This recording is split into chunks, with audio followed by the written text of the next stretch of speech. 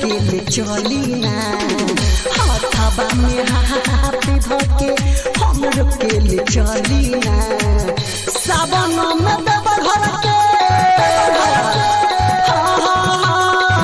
सावन में देव घर के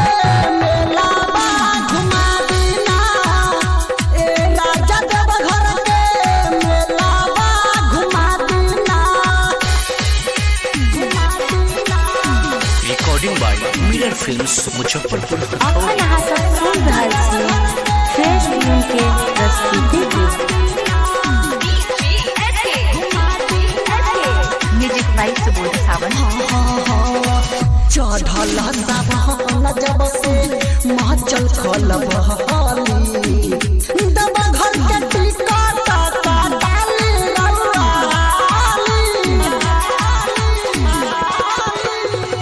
चढ़ल सावन जब से महचल खल बहली देव घर के टिकट काटाली बोला बम के नहारा पिया बोली के सिखा दीना बोला बम के नहारा पिया बोली के सिखा दीना सावन में देव घर के सावन में देव घर के मेला बा घुमा दीना ए राजा देव घर के मेला बा घुमा दीना recording by mirror films Muzaffarpur. अपन यहाँ सब सुन रहल छी फ्रेश फिल्म के प्रस्तुति के बुकी हो जाए गाड़ी राजा टिकट ले टाइम से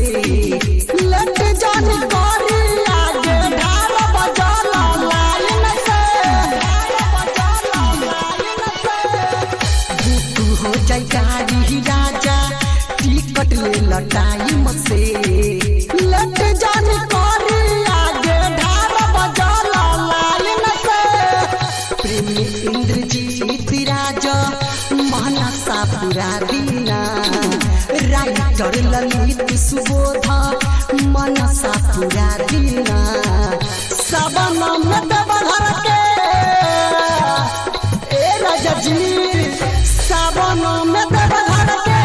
मेला बा घुमा दीना ए राजा देव घर के मेला बा घुमा दीना नया नोहर बानी हम यही से डराइले देव घर जाई के हम रहिया भुलाइले हाथवा में हाथ धके हमरो के ले चली ना हाथवा में हाथ धके हमरो के ले चली ना सावन में देव घर के